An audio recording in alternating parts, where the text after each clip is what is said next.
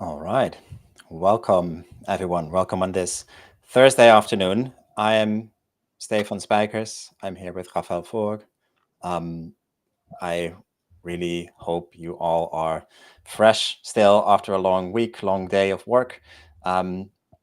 We are here as Navigatio to, well, help you get more leads and close more deals. We do that through three ways, or two ways actually.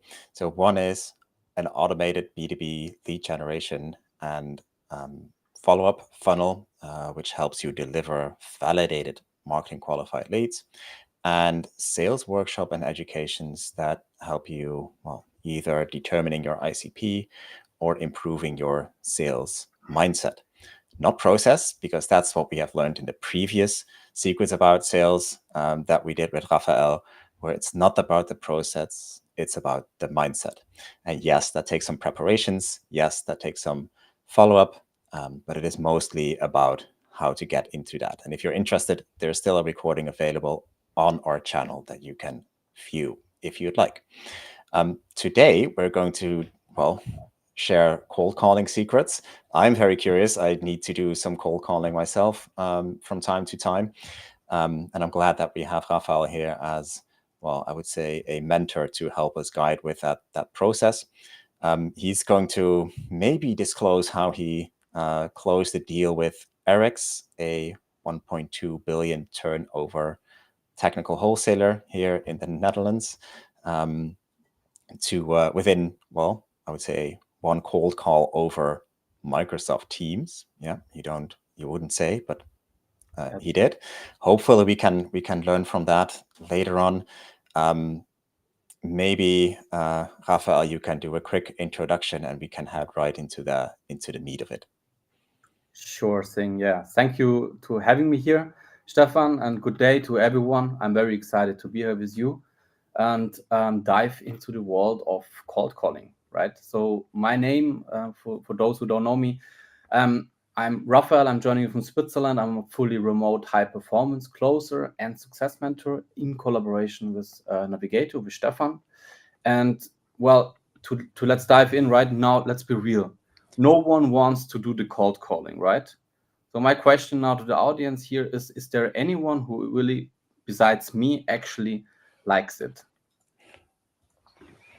And don't be shy, just type in. Maybe you have some ideas, maybe you like it, maybe you hate it. Most of the people hate it. I hate it myself until it became normal for me doing it. So we would like to get your opinion on that.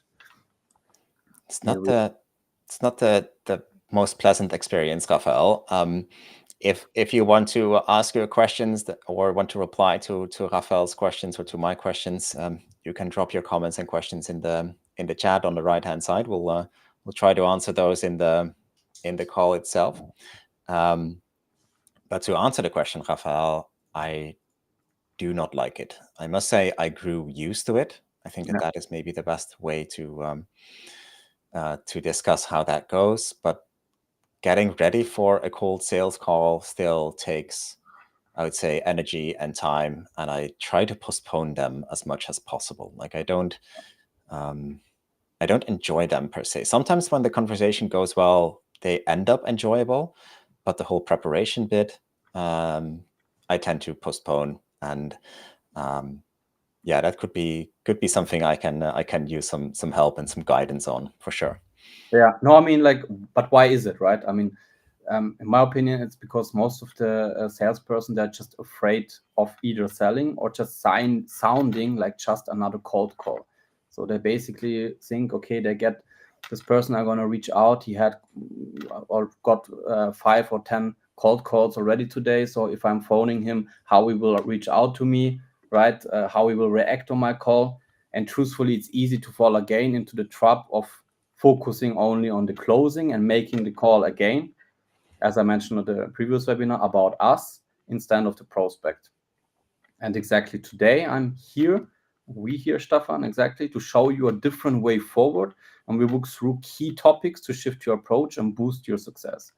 And first of all, I would like to dive into the cold calling process itself. And this approach allows me or allowed me in the past to schedule over 300 appointments in the last 6 months alone with companies worth 500 million to 2 billion companies, and closed very, very few of them on the very first meeting, and qualify basically the prospect directly over the phone. And then showing you the path of mastering the power pitch, of course.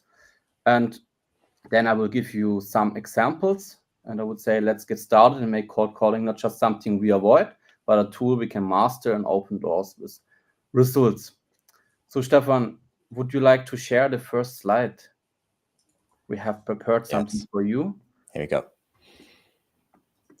Yes, exactly. So this is basically my pipeline framework I used, right? So basically, as you can see, it's ICP, source, lead, CRM, power pitch to secure the appointment. Well, last time we have spoken about the sales process and how to reduce the process. And well, it's already starting here, right? By the ICP.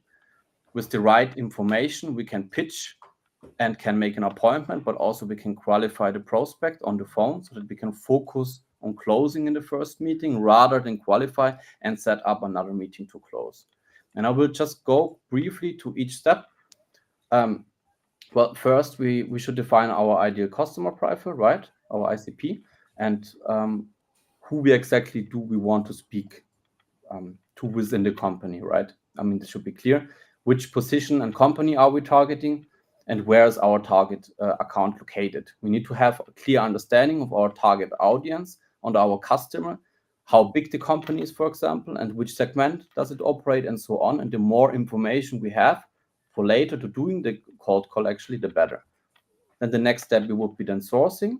It's also crucial, right? I mean, to know, to get the list, the contacts we want to call, because somehow we need to get the information, the list to import it later to the CRM system.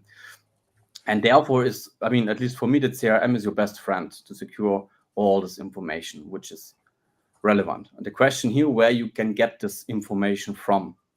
There are helpful tools. I don't know if you know Lusha, for example. I highly recommend this, where you can buy, for example, company address, email contacts, and identify the person you want to contact within the company. And this way you have enough information to do then later the call. I think we will share those links that you and tools that you mentioned, Raphael, after the call. So if anyone is interested or trying to type in Lucia real quick in their browser bar to see what they're all about, we'll provide a list of these tools that Raphael mentions in the show notes. Once you have gathered the information, we must import the data then to the CRM system, and this provides you with all the relevant data you need to do the call, as I said. And typically you have the phone number, then the email address, and the company website, and a summary of the generated company in the CRM system. And this is then the basic information for the calling. And even, I mean, some information might be incomplete, but your, for example, marketing team can refine or prepare the data. But however, in my experience, it's not guaranteed that this data is accurate. So it's your job to verify and filter it. And we can do it by asking questions and trying to do the call and gather intelligence. So let's move to the power pitch, right? I mean, the most crucial thing to do basically an appointment with a company. So let's start. Like, I have never seen anyone as persistent as you. This was what Intersport taught me. I think you know Intersport very well. And this speaks for itself. It's showing how serious you actually are to getting an appointment with this company. So really, I tried so hard to get an appointment with, I mean, I can tell you plenty of companies, but I tried so hard to get an appointment with them, and with my stubbornness, they told me then, hey, I want to give you a call because I didn't know one who really tried it so hard than you. So in my opinion, the harder you try and you not give up, they will realize it, and they say, hey, he really takes his job serious. He wants to show me something interesting. He take me. Can you walk us through that process, Raphael? So what did you do in the example of Intersport? How did you get that call? Yeah, for example, just by trying and reaching out by them. I mean, it's not only about what you say, it's about how you're trying, because we will go through it later on, but most of the time you won't reach the person directly. So you need to try again and try again and try again. And sometimes it took me 40, 50, 60 times until I get someone on the phone, because I mean, maybe he's not available, he's on holiday, or he's in an event or whatever. So you need to try and be stubborn, and once you will try the person, and you can reach out. Even if he doesn't it's available on link on the phone, you can try to reach out on him on an event where he's participating, for example, or over LinkedIn by sending him just a short message. But exactly, by Intersport, it took me 40 times to reach the right person. Eventually, I got them the appointment. And either if it's not the right timing, right? For example, you reach out to someone and it's not the right timing, it really doesn't matter, because in few months or in few weeks, you still need leads, you still need appointments. So if the timing is not right now, for example, if this is an objection, you have the information in your CRM system, and you can follow up a later stage and can then set up appointment and can close.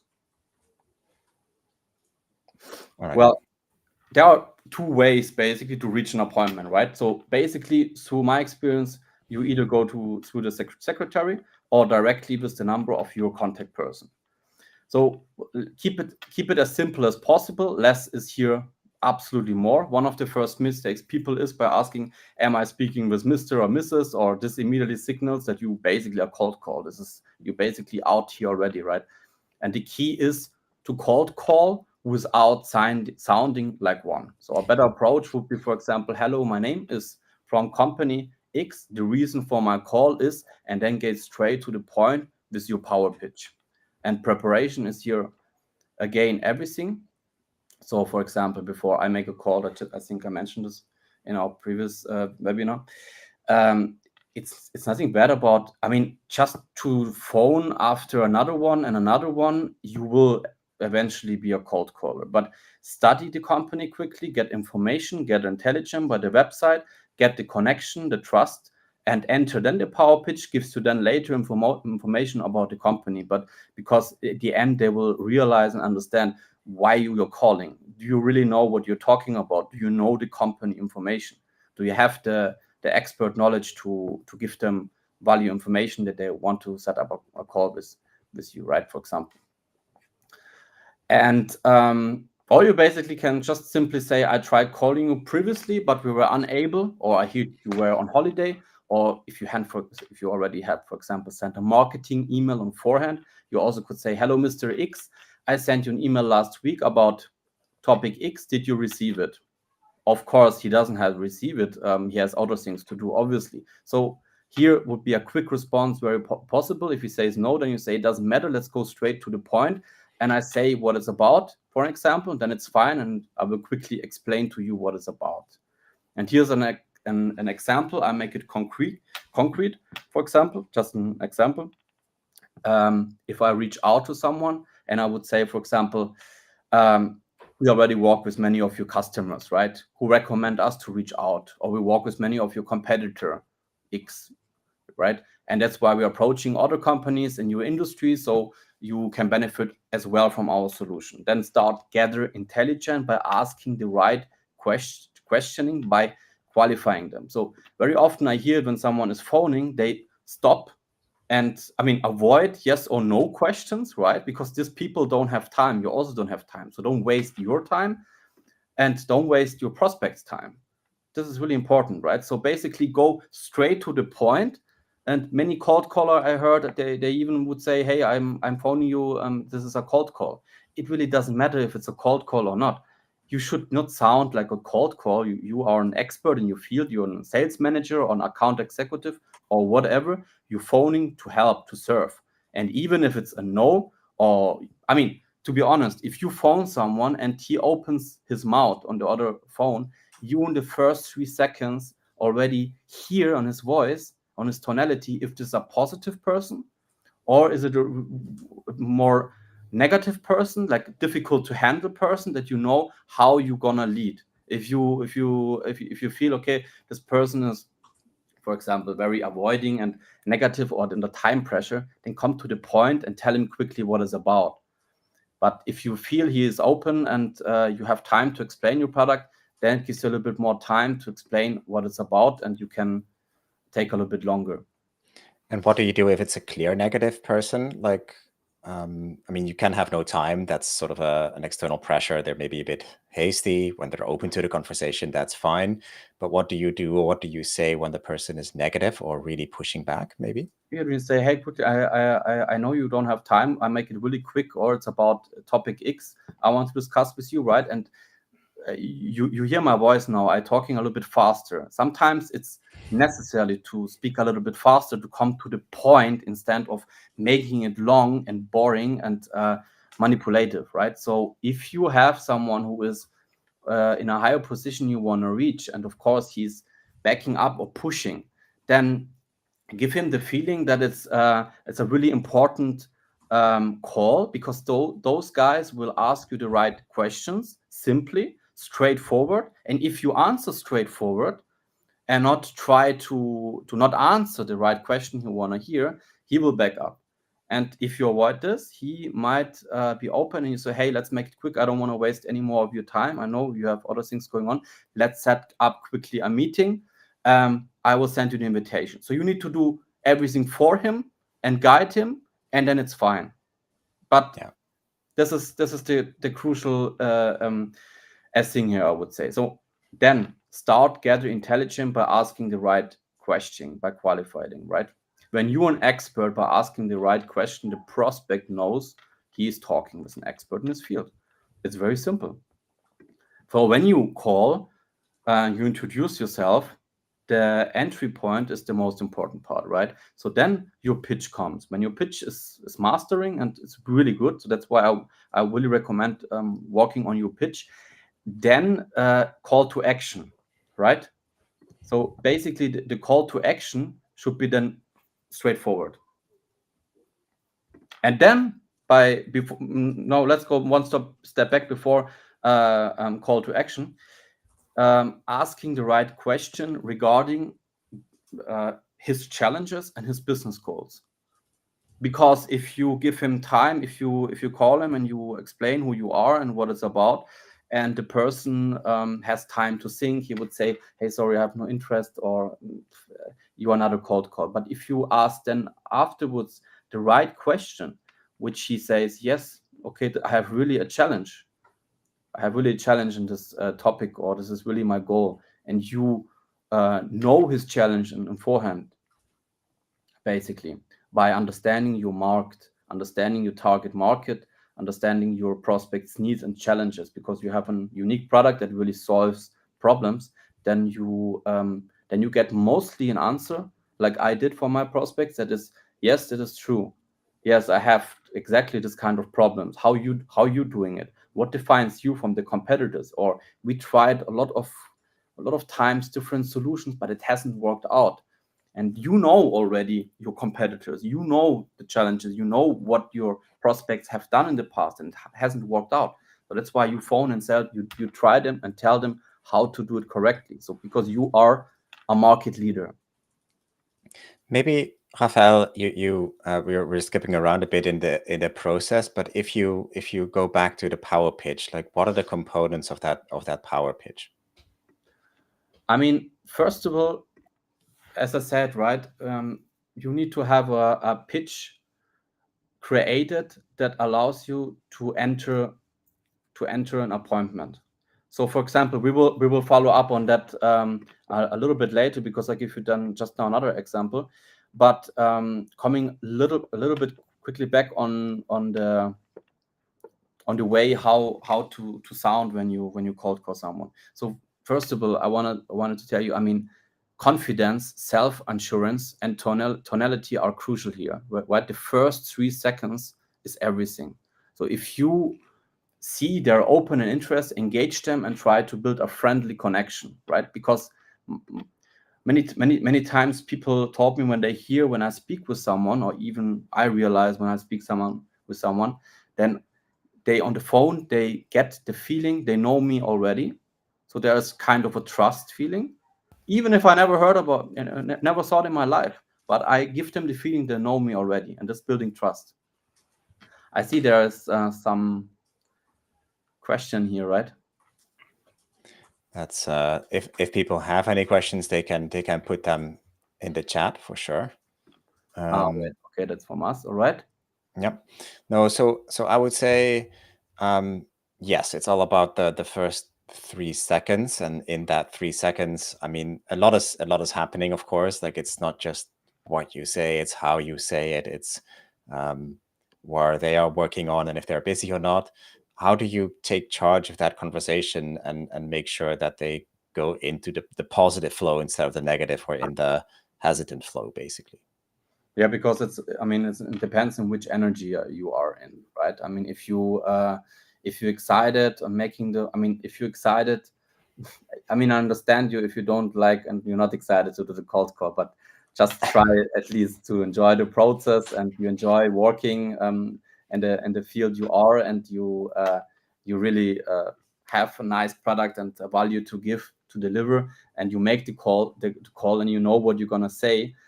Then I think really there's a way to get to those appointments, right? I mean, at the end, the most difficult part for me to get appointment is not really to pitch and to schedule the appointment. The most difficult part is to get these people, as I said before, on the phone, right? I mean, Because that's for you to say, right? I mean, I think plenty of people still have problems with, if you're talking to someone, to get that person to share their problems or share their challenges or commit to a next action. I think what I would love to learn from you, and what maybe the audience also would like to learn from you, is how you approach that, how you get ready for that conversation, and how you take charge in those first 3 seconds. Like, do you do specific exercises before picking up the now, phone? Is it because you have 10,000 hours of sales pitches behind you? What is your secret preparation? really, there isn't. I mean, this is people always try to get the key for success in life or in business, right? But at the end, it's hard work, it's stubbornness, it's trying, it's being an expert in your field. It's by repeating and repeating and repeating, right? And trying to define your pitch to understand what doesn't work and what work, right? So trying things out, different approach, even if you call, right? I mean, at the end, it should be just it should be not just to get the appointment. So rather not to get the appointment, but try to qualify the prospect in the phone by asking, hey, what is your challenge in your field, right? With what you have to fight. I mean, it just depends on which product you are selling or which service you provide, but it should be regarding them, right? So that you understand you reach to the right person. And even the secretary, right? The secretary in the end is your best friend.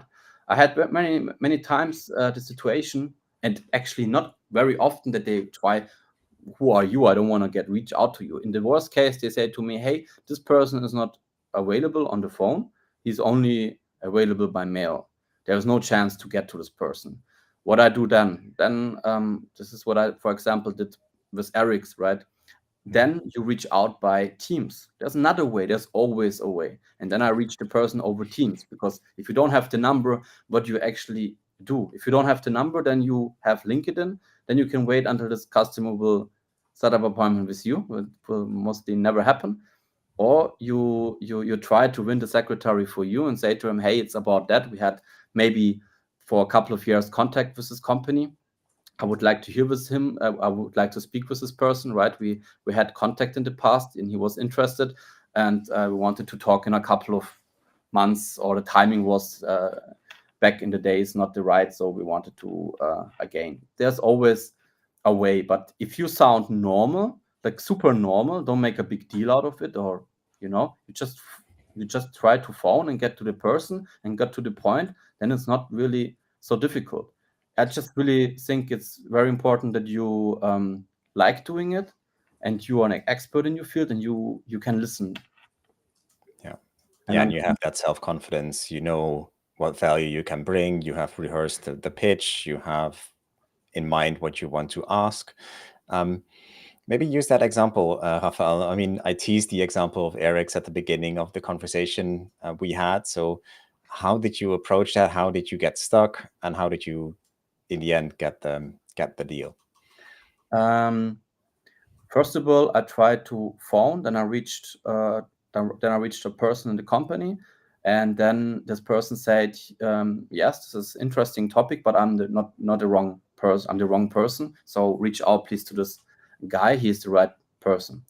Then I tried to contact this guy by mail. He wasn't available there. He wasn't responsive. So I wanted to keep moving and said, okay, what for way I have to get this appointment, right? So then this is such a huge company. So until sometimes you can reach out to the secretary, and then maybe he will send you to the right person. But in this way, I try to phone him over Teams.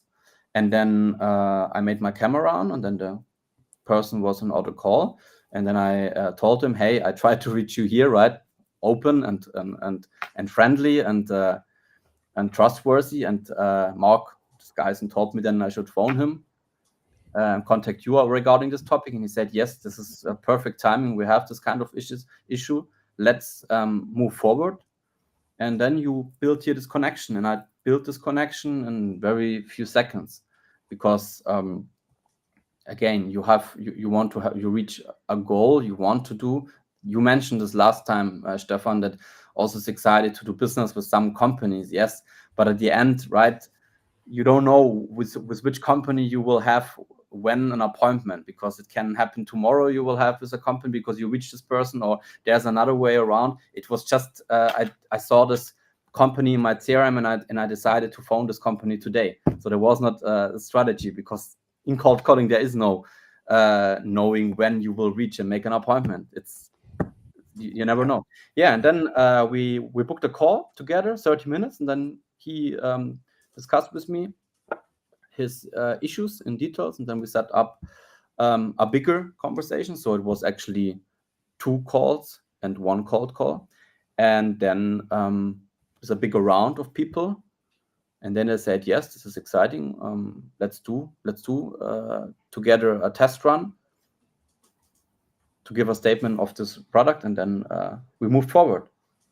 So this was all in total, I would say, within 2 weeks.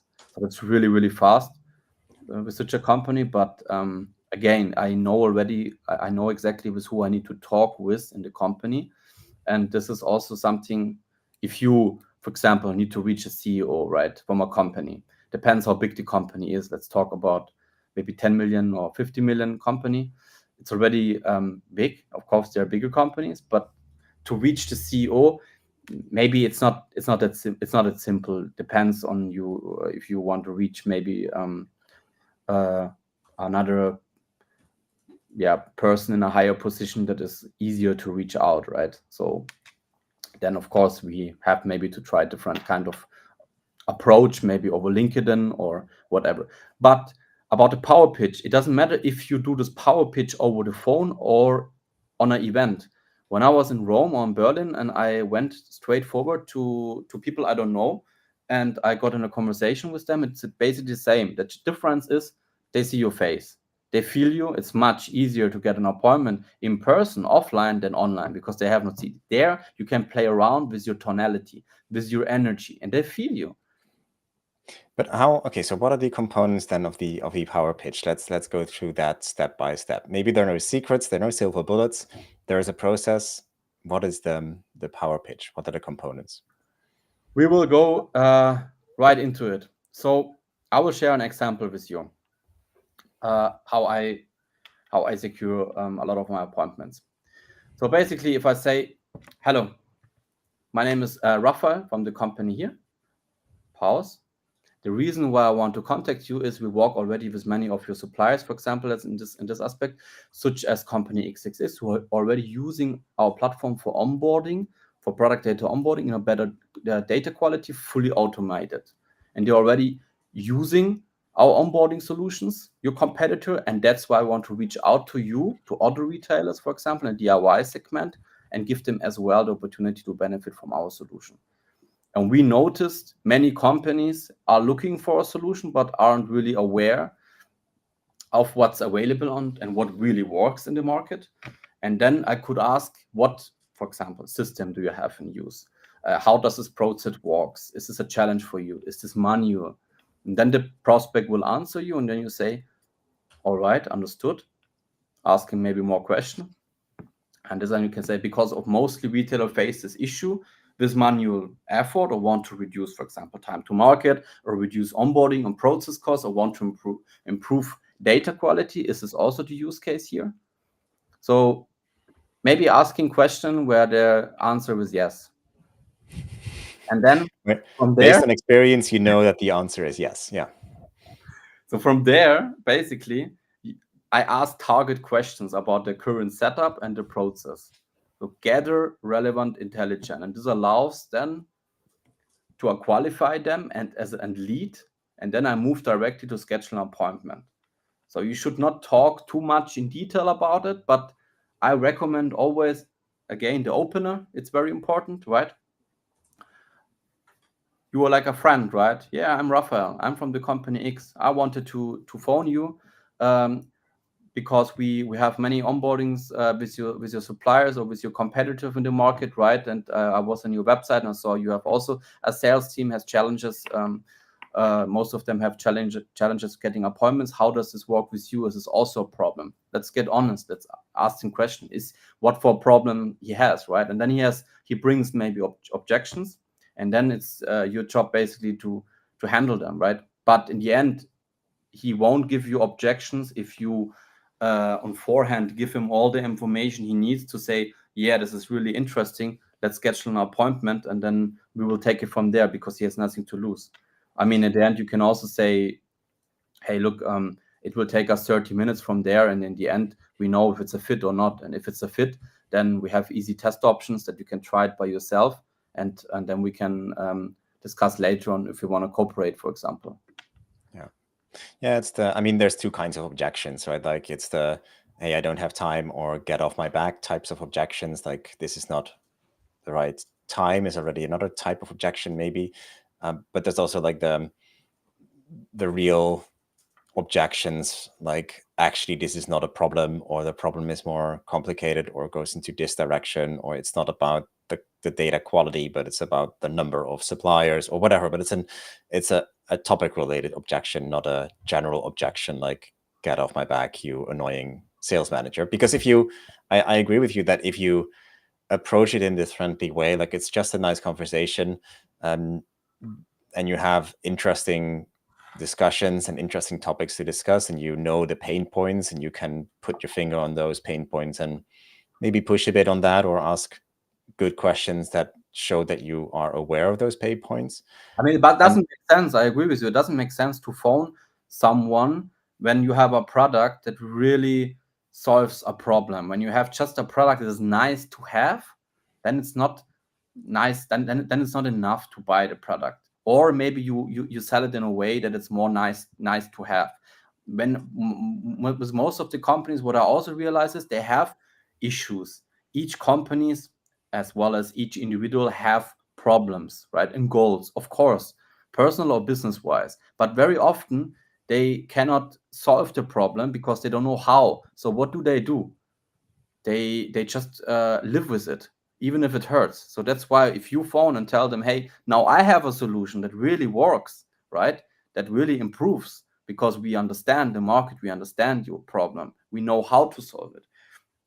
Then you awake interest, and then they say, and that's also what I bring very often, hey, we understand that a lot of companies looking for a nice solution in this kind of topics, but they don't know where, they don't even know that we exist. So that's why we're reaching out to you, because we know you might struggle in this appointment. That's why we want to give you the opportunity to as well benefit from our solution, like your competitors. And if you're in a market and you have a product and you have already reference, then bring them reference, because they would like to know with who you already work with. Yeah, that makes sense. Okay. And I mean, don't waste your time on and don't waste your time on the phone, and don't waste the time of your prospect. Yeah. That's not how you develop rapport. You build rapport by demonstrating that you're an expert in your field, someone who can genuinely help achieve them their goals, and someone who really truly cares. And remember, it's not about you. It's also crucial. I mentioned this last time, right? The problem is often salespeople, they often talk too more as they listen, especially on the phone. And asking the right question is crucial to understand your client's need, challenges, and business objectives. And again, you don't want to pitch to unqualified leads, right? So even if you try really hard to get an appointment just to get an appointment, yeah, it's also not the goal. So rather take a little bit time and be an expert. Even if they look, if you feel as an expert and you know yourself and you're confident, then it doesn't matter how unfriendly the other person is. For example, for 1 week, I also got in a cold call, and a guy told me, "Hey, first of all, don't phone me over the phone with a number that I cannot see. I mean, unknown, right?" And I told him honestly, "Hey, look, I'm really sorry. I didn't notice this, right? Normally we will phone, so don't take it personally." Or then he told me afterwards, "Where do you have my number from?" And to get panic and say, "What do I say?" I told him, "Hey, look, I'm really honest to you. I bought your number because you can buy his number. So the honest you are, the better, right?" And I mean, again, it's your goal. If you're in the call and you say, "Hey, look, I don't want to waste your time," right? I mean, we have many competitors that works, and we have they could save 5 to 6 figure onboarding cost, or data or quality increased, or time to market, or whatever, right?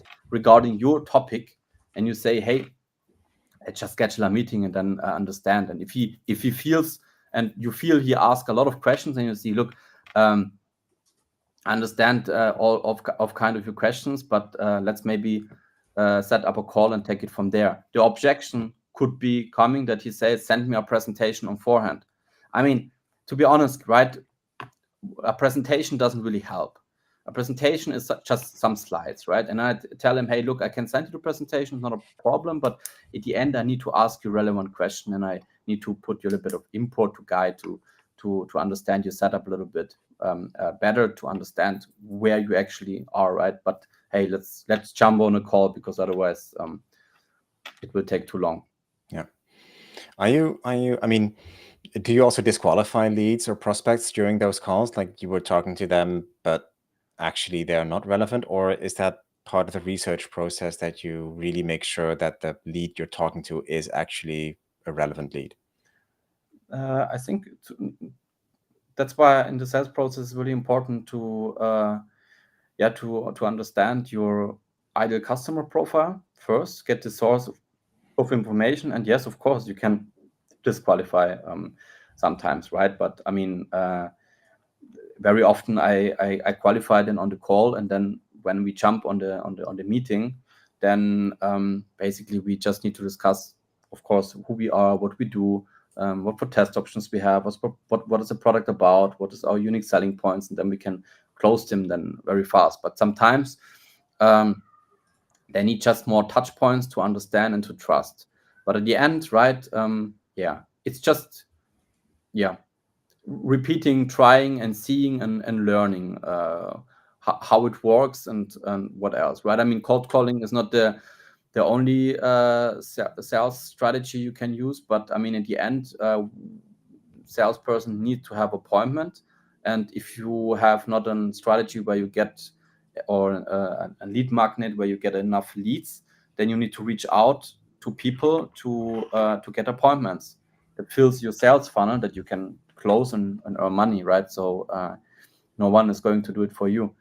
So I think most of the time is also maybe the timing wrong, because maybe they say, "Hey, we already have a system like in use," or it's time pressure. Of course, you can sometimes the objections might be real. Then it's important to really understand this and say, "Hey, maybe it's just not the right timing." But even then, if it's not the right timing, and you say, "I will phone you in a few months," I did it with a lot of customers, and then I could close them a couple of months, because it doesn't matter. You need later also leads, and you also need to close later, not only today. So sometimes not even to get to the right person on the phone, but have the information is crucial later on with this information to get the appointment. Yeah. All right. Maybe this is not a sort of cold calling question, but it's a question I have. Is the focus is really on getting the call, right? It is important for you to speak to someone live in a one-on-one conversation. Is that correct? Why do you prefer that one-on-one call, or that phone call, or that I mean, if it's an in-person meeting, even better, but why do you prefer that one-on-one interaction? I mean, because the person wants to see you in person, wants to know a little bit more about your company, right? Wants to be guided to understand what your company defines you from other unique selling points, how this process works, what are the prices, right? The investment, price, you should not say. So investment, exactly. Something like this, right? But again, like if you have built a nice foundation on the phone, right? A nice connection, trust build it and sympathetic, then it's really nice. Not a problem to make then the meeting, but you should have the meeting. I mean, otherwise, yeah, it's difficult then to close without having the meeting. Yeah, no, that makes sense. Okay. No, I mean, that makes sense in a way, right? So because you're not selling cookies or you're not selling smartphones that can be sold on a web shop. It's an interpersonal thing. And even though they're buying a solution, right, they're not buying you per se. I'm not sure if that is an option, Raphael, to buy you, but they're not buying. They're still buying you, right? So you're the representative of the solution, and they need to get that trust from interacting with you. Yeah, so I think, I mentioned this also on the previous webinar. You're selling yourself, right? Because at the end, the product is not visible yet. So they have only your way of how they see. I mean, the prospect is basically mirroring you. And by mirroring you is if the prospect gives you this, you can analyze it if you make the cold call. If he asking you question, you cannot really handle, you don't know what to say, you're unsure, right? Uncertain, you're not confident enough, then it's then the prospect is mirroring you. But if you, on the other hand, try to understand, you listen more, you're excited, you know a way how to sell yourself to the prospect, and you will build trust, right? And he will feel that it's not about just to get an appointment or to sell something, right? But you're a leader, you're an expert, you know what you're talking about, and you can guide him, and you know what you're talking about. I think also there's as an issue very often that salespersons maybe not identify themselves so much with the product, and they don't really expert in their field. Yeah, that makes sense. Okay. I have one question to the audience. Maybe the audience will be a little bit more interactive now. Or maybe even to you, Stefan. Let's see. I want to ask, closing begins when? When starts closing, in your opinion? Yeah, that's a good question. If people have the answer, they can put it in the comment box.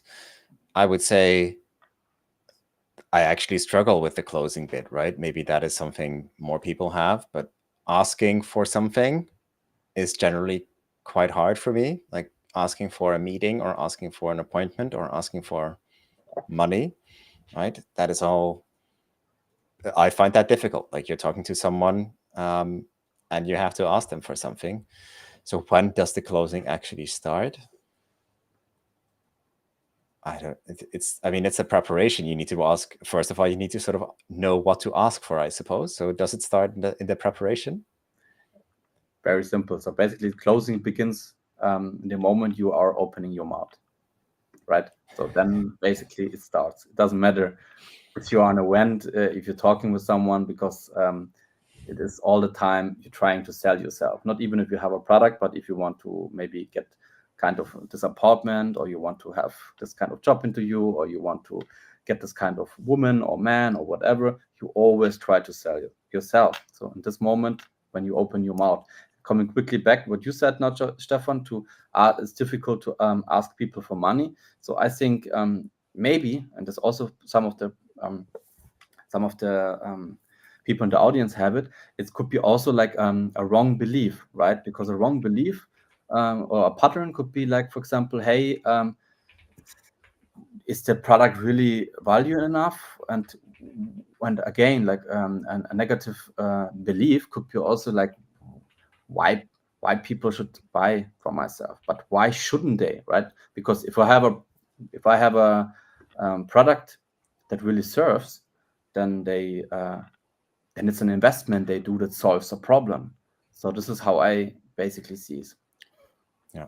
Okay. That makes sense. So it is my problem that I do not believe that much in the product. It is also, I think, for me personally, it's just a habit you get into. Like, it's exposure, it is training, it is doing the work instead of it's something you have to get over or learn, I would say, as well as, of course, being confident about the product, right? So it's I think it's also just doing this often. And I think in general, sales is much more an art and a craft than just a random process you can just follow, or a set process you can just follow. Because even with the process we are discussing today, and as we said in the last session, where it's about the mindset, not the process, because you cannot stick to a certain process when you're interacting with another human. It is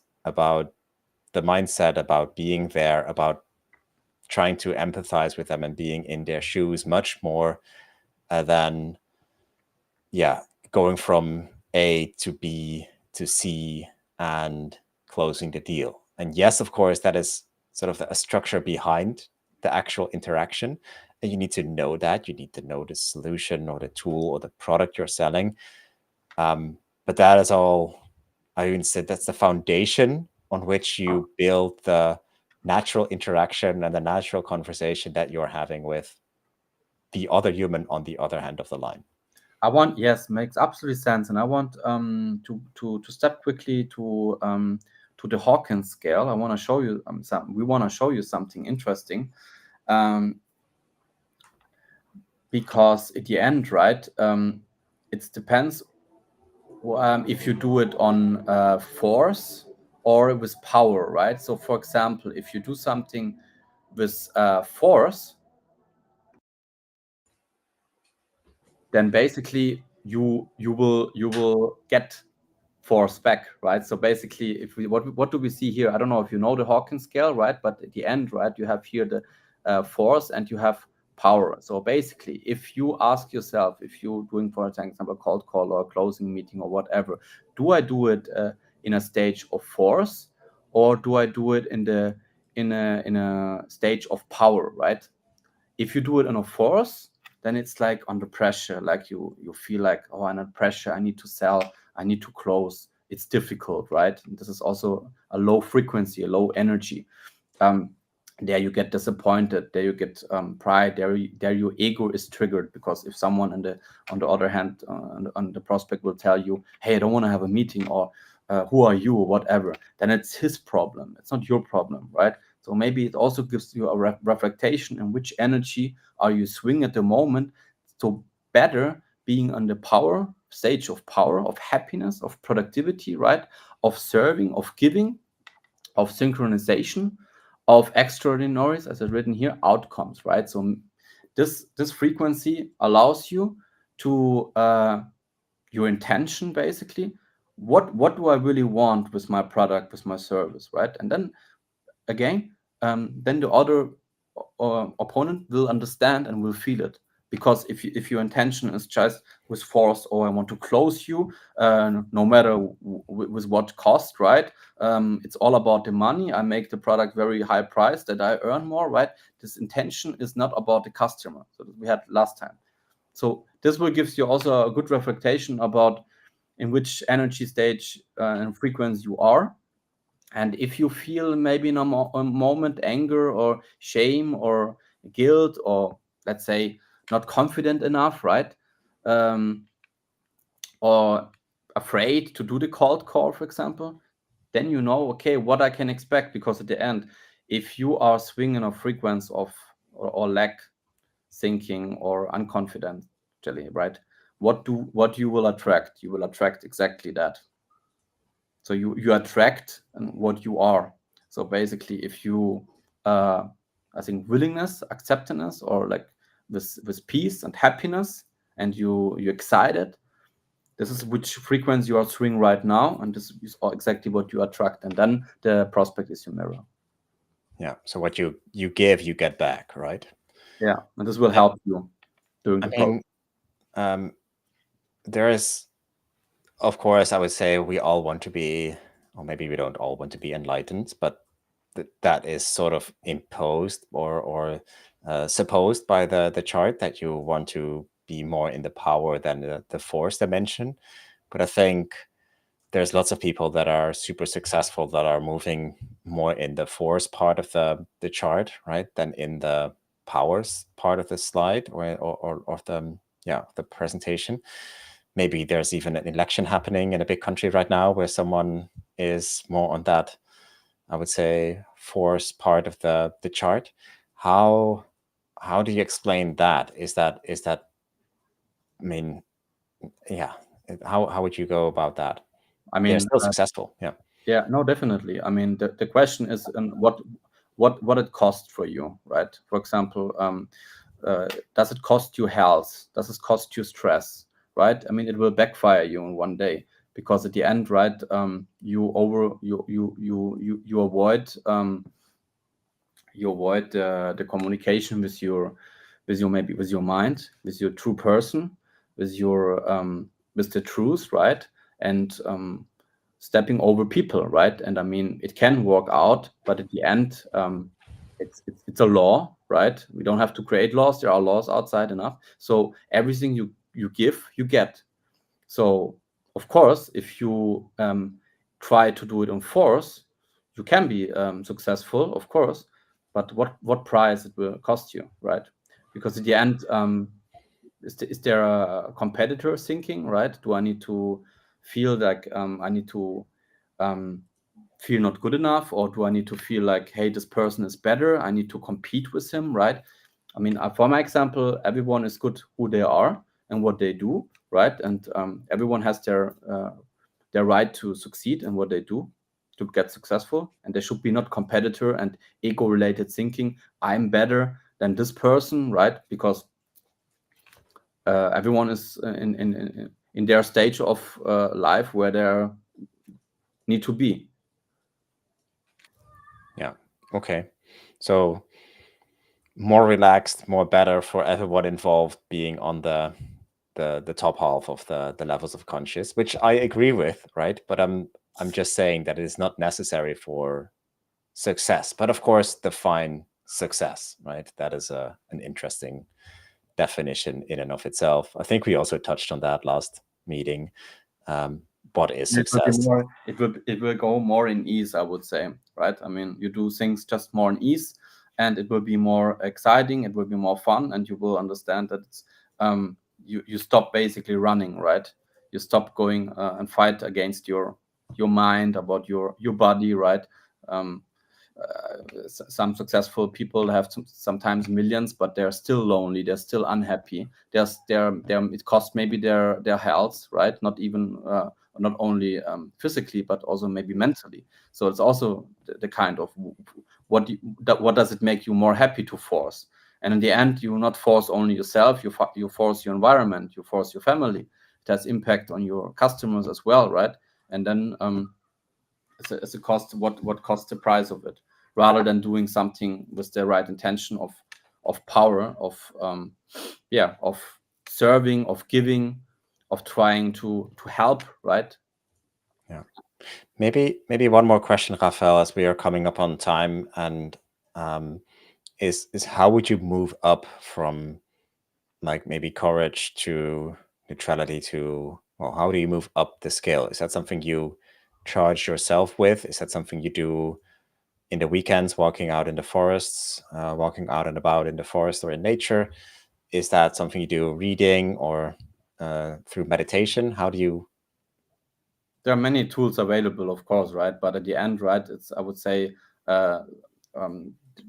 your thoughts, right? I mean, your thoughts basically create your reality, I would say, and your emotions as well. So it's really important, what do you think the whole day, right?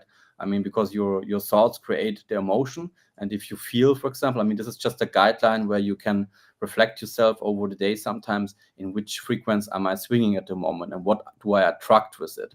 Do I, when I'm angry, or when I'm thinking lack, I don't have enough money or not enough clients, right? This is force. I don't have enough clients. I don't have enough appointments. I need to get force. I need to make cold calls. I getting nervous. I get frustrated. I get them not on the phone. This is force, right? Or you have 5 closing meetings and you cannot close them, right? And you force people to sign. It's that this is out of force, and what comes back, it will backfire you. Because this is what you attract. So that's why I would say, by understanding and realizing it, that you in which state you are, this already helps you to understand, okay, what do I create now with this moment?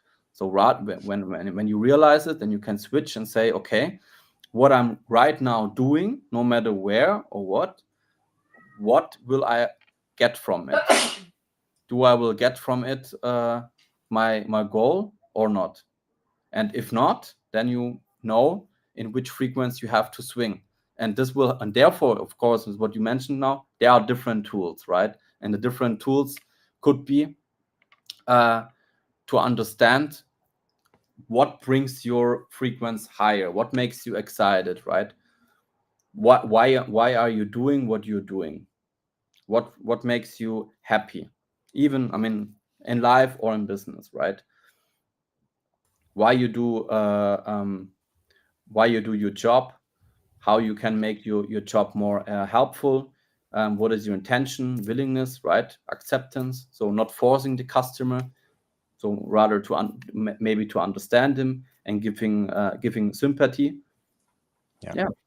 But that takes work, right? That's I think the thing I'm getting at is that getting from, I mean, realizing you're in one stage, maybe in the anger or fear stage, and then trying to sort of let that go and move up. That requires active thought and active work. For example, also one last thing, anxiety, yeah, or like anxiety, maybe afraid to speak with people, right? Being ashamed. You can see it in the scale. It's very low frequency. It's the lowest frequency when you are ashamed of yourself. If you not can speak with random, or when you have a problem with it, then you have a problem with shame, right? But at the end, you will not have an impact if you're on the stage. So if you really want to be an impact on this earth and want to do something really meaningful for the society, right? Then you should show yourself, be confident, and in the end, nothing can happen, right? So basically, if you're ashamed or you're afraid, then the people will notice it and will give you exactly this. Yes, you are unconfident, right? They will mirror you. But if you are confident and strong with power, right, then the world around you will give you back that. I'll give you that back. Yeah, no, I agree.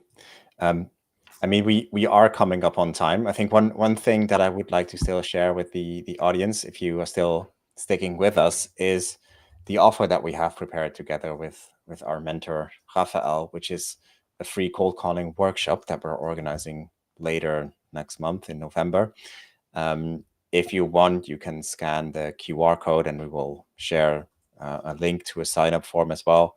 Or if you're interested in this, if you would like to work on yourself and improve your cold calling skills together with Raphael, I'll be there. So together with me, but I'll be listening to Raphael as well and sharing my thoughts and experiences.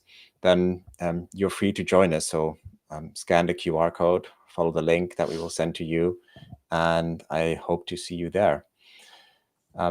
With that said, Raphael, I think we are at the end of the session. I really want to thank you and thank you for your time, for the knowledge you shared today, for the follow-up that we're going to do. And I hope to see the audience in the next session. If you want, you can join our free workshop. If not, then keep an eye out on the Navigatio LinkedIn page, because we will be back with another Secret About Sales session, and hope to see you there. Have a good day, and